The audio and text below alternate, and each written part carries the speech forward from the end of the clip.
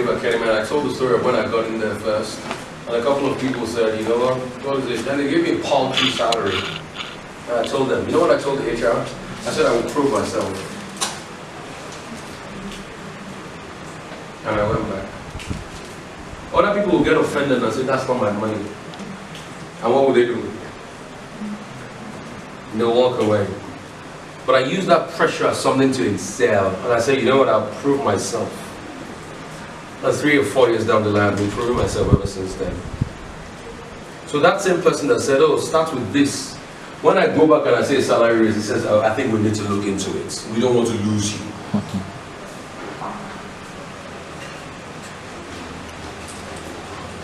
Your most important obligation at your workspace is not backbiting about somebody else. It's focusing on increasing your quality so well that you become a sought after. It is not about joining gangs and saying, oh, God didn't do this. What does the Bible say? Study to show yourself approved as what? And when people are like, can I get a witness of that? Come on, you guys stand up. Come up a little bit. Come on. As an impregnable currency. Because the reason why you're anywhere you are is because of the value you give. The reason why I'm here today is because the organizers of this program think I can give some level of value. So how can you make that be a watchword amidst all of the politicking? So what value are you bringing to bear? And how can you increase that capacity of value in that workspace and in everything and anything that concerns you? And that's what you should focus on. That should be your priority. It shouldn't be about what people are saying. It should be about the value you're bringing to the table. If after 4 years or 2 years or 6 months or every day you can't quantify the value, how better you have become, then you have no reason working in that workspace. Because work is supposed to give you 3 things. Number 1, value. Number 2, traction. Number 3, exposure. Number 3, you wouldn't get too much of in Nigeria because no company will send you on trainings. Because Nigerian employers are so deluded, they think that when they send you on training, you get better, you take that experience somewhere else. Sorry. But that's the truth. Sorry. That's the truth. Nigerian employers will not train you because they think if you get that knowledge, you will take it somewhere else. And that's why you see that businesses will not stand the test of time in Nigeria. Because they're not investing in quality and value. They're not exposing their members of staff. I told somebody the other day that no business has lasted over 100 years in Nigeria. And you know what the person said? He said, shut up, Rufai, what a First Bank? I said, First Bank was incorporated in Liverpool in 1894. So according to the incorporation charter, First Bank is not a Nigerian company. No Nigerian company. Okada Airline, gone decrepit. Albarca Airline, gone decrepit. Sosoliso, gone decrepit. Why? Huh? Oh, Farajuno. Nitel. Oh, you saw what? Nitel happened to Nitel. MTEL happened to MTEL. Nigerian Railway, you can see. On railway. On railway. That's a railway. And that's the truth. Because those people have not done what is right. And what is right? Give your members of staff value. Give them traction. Give them exposure. The traction you will get by the quality of work you put in. People will talk about you. Yesterday I was so hungry, I drove from VI to Ghana High. So by now I was going at Ghana High. Why? Because the Ewangoy has been constant since the 90s. And I was not the only one there. I saw people wearing tie with grey hair. They went to Ghana High to buy our going. They got straight up the bat. You know the quality of what she brings. So the quality and the value of how she's done her work has built traction. And that's why there are only 2 places that can eat suya in Lagos. Allen Avenue and Ikoyi. They are both universities of Suya. Those are the only two approved campuses. Any other thing is counterfeit, and you know that. Where else? Global. That's the Koyi. That's the Koyi now. Global Road. That's it. Allen Avenue and the Koyi. You said you know it. Does Global Road do advertisements? No. But I can tell you very proudly, they sell more than Sweet Sensation. That's very correct. Because what led to traction? Value. The most important advertisement in the world people can ever do for you is referral.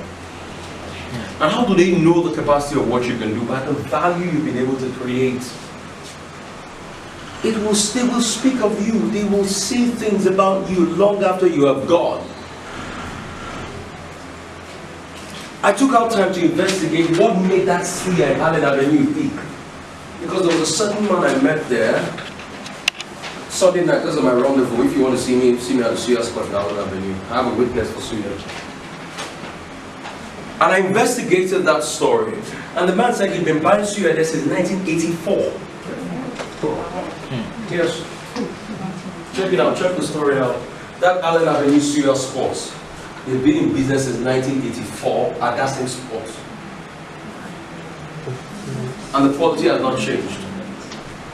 Some people are so firm favorites that they buy this Suya and take it abroad for them. They refrigerate for their children. Their children get married and they come back to Nigeria and they still come on what? Buy this Suya.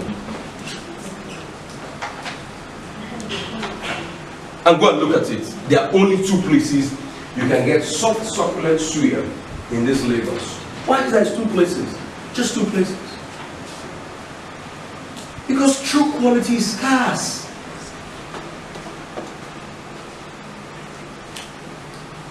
I tell people, have you seen God? No. But you meet God in people through the work they do every day. That's why when Maradona scored with his hand in the 86 World Cup, they called it what? Hand of God.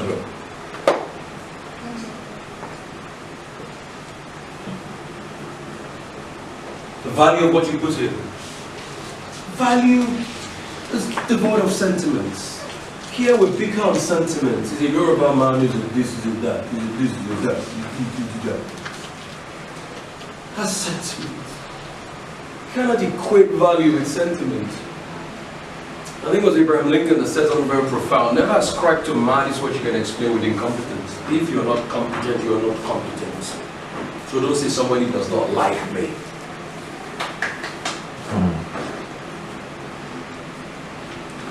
What value are you bringing to the workspace? What value? People rely on you. Have you grown at what you do? Have you researched?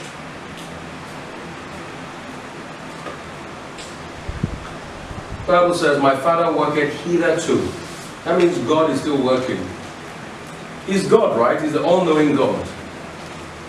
He should know everything if he wants to know everything. But what does he do? He still works. So I must what? Work. Book of Proverbs, a little sleep, a little slumber. A little folding of the hands to sleep. So shall what?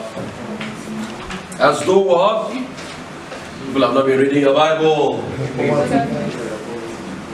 Or your Quran. Or your Dhammapada. Or your Bhagavati.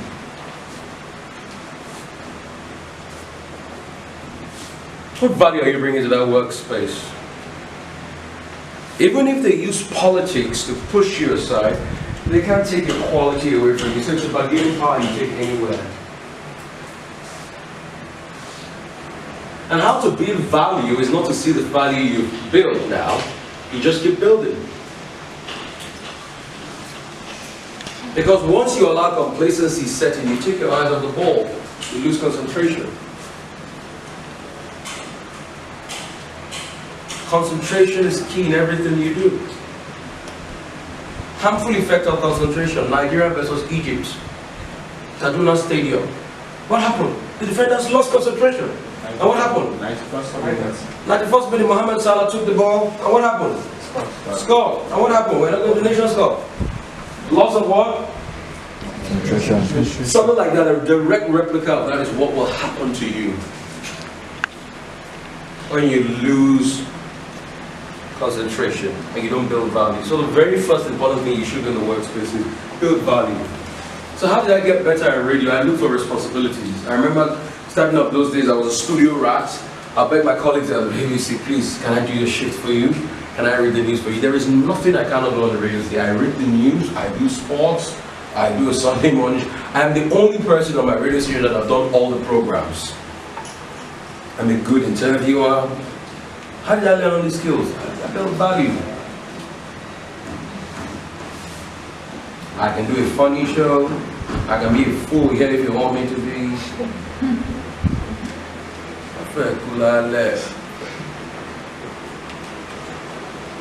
How did I learn all of that?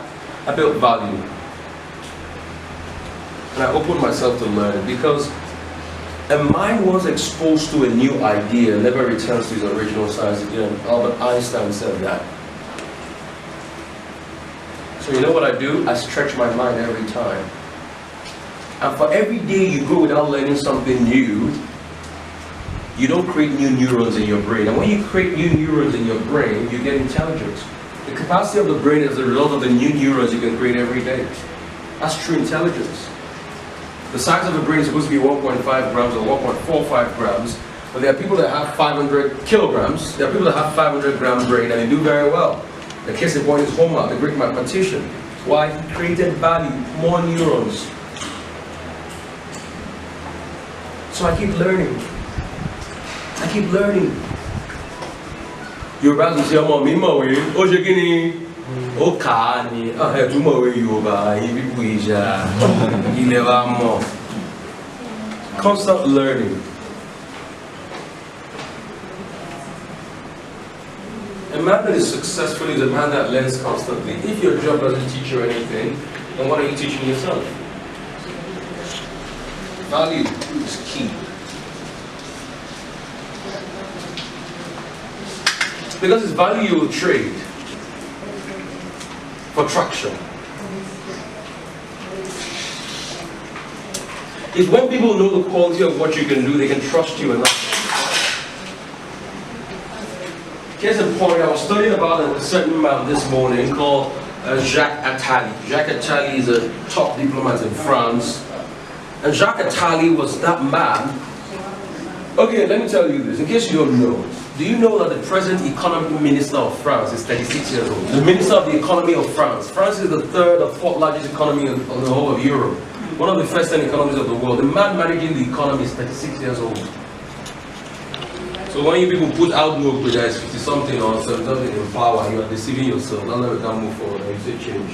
I'm sorry, I'm not a politician. I just say what is right. So it's not the age of the man, it's the capacity of what he can do.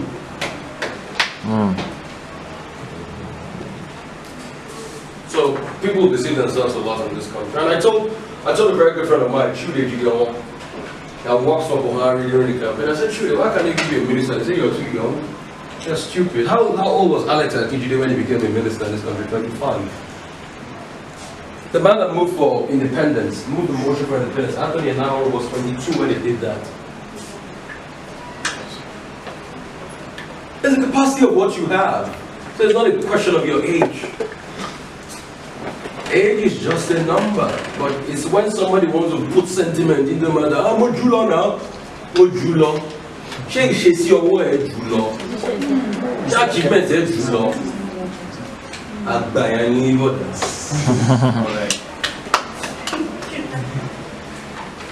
I'm older than him, yes. Are your achievements older than him? If your achievements are not older than you, you're claiming more Jula now. Agbayani, let go to say it. Go and do what it takes to be that person. This man, 36 years old, this Jacques Attali was the one that recommended him because he had seen what he had done.